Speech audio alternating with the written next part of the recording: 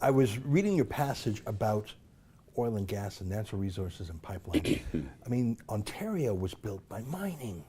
Yeah. And the Atlantic had forestry and fisheries. Yeah.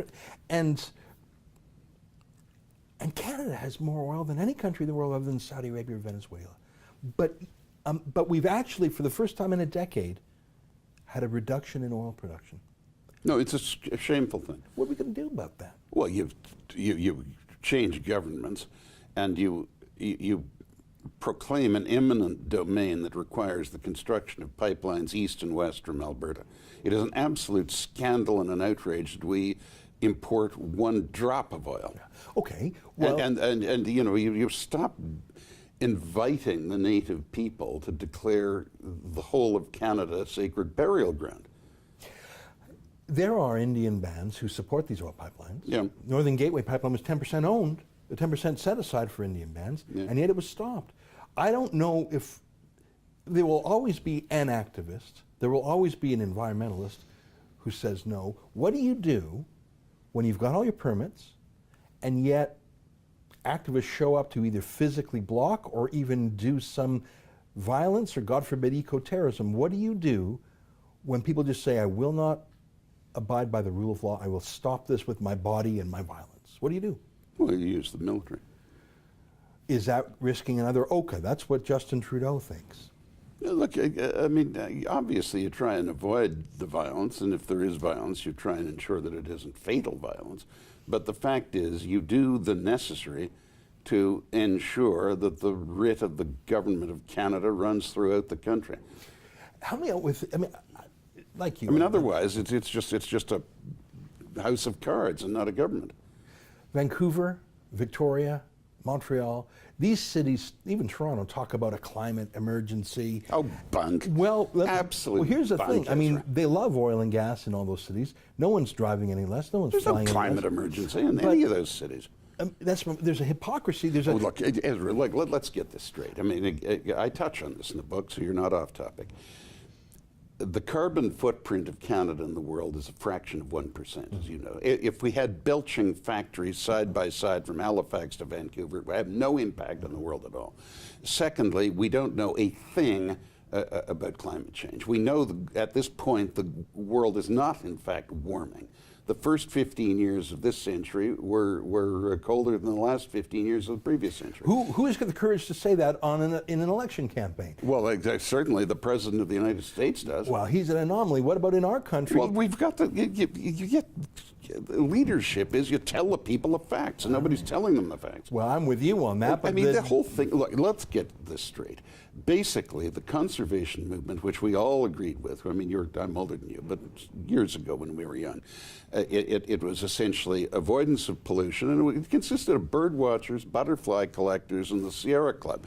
You know, Greenpeace, even though I got a little tiresome about nuclear weapons, but they just wanted a good environment. When the international left was defeated in the Cold War, the forces of Marxism piled into the ecological movement, and in the guise of saving the planet, they've turned it into an assault on capitalism. And it's a fraud. What gets me The is Paris Climate Agreement is the most outrageous, fraudulent agreement in history, except for the Iranian nuclear agreement, and they were both the work of the Obama administration, and Trump is undoing them both. I point out that Andrew Scheer, the leader of the Conservatives, one of his first acts as leader was to whip his MPs, including his oil patch MPs, to support the Paris climate. I don't agree with Andrew on that. What I was getting at about these cities, Vancouver, Victoria, Toronto, Montreal, is they use oil and gas as much as anyone. But but psychologically they say, I don't want that dirty oil from Alberta, but they're buying oil from America.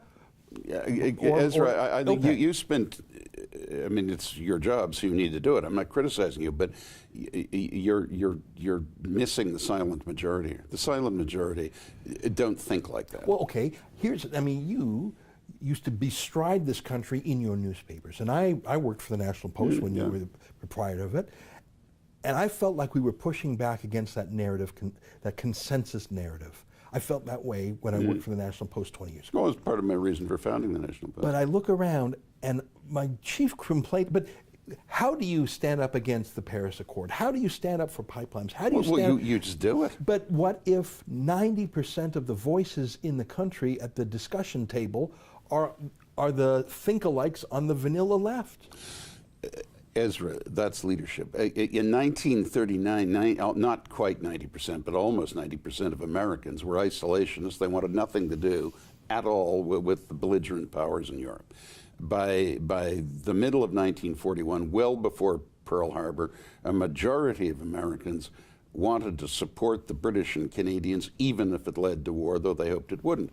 Now, that was leadership by President Roosevelt. At the end of the war, an overwhelming majority of Americans didn't want anything to do with keeping forces in Europe. President Truman explained the facts, and within a year, he had a majority of support for the Marshall Plan and setting up NATO. That's leadership. That's what leaders do for a living. I don't know the media landscape back then enough offhand, but here in Canada, on the issue of global warming, even the old National Post's dissident approach is gone now. I see pro-global warming. And the media in this country is completely hopeless, and not just because of its political bias. So you can have most of them can't write, and most of them are slothful. How can you be a courageous leader proposing the ideas that you do in your book, when you know in advance that the Huffington Post and Vice and BuzzFeed, let alone the CBC, CTV, the Globe and Mail, are going to take the mushy, think-alike lefty view? If you can't get your point of view out, how can you be a leader if no one repeats your message? Well, no. If you're in a position of official responsibility, you can to use Margaret Thatcher's old line, you have a direct line to the people. And now they may comment on it. The mushy-minded people, as you say, may comment on it and distort it and misrepresent it. That happens. But when Reagan when he opened the Strategic Defense Initiative, you're certainly old enough to remember that, he was ridiculed everywhere. Star Wars, they thought he'd gone crazy and had cartoons of him as Darth Vader and everything. Meanwhile, the country followed it, and basically that ended the Cold War. The Russians collapsed. The Soviet Union. Yeah, collapsed, I know. not the Russians. Well, listen, I read your book, and it's called A Manifesto, so you got my attention, and it was a nice short read, 160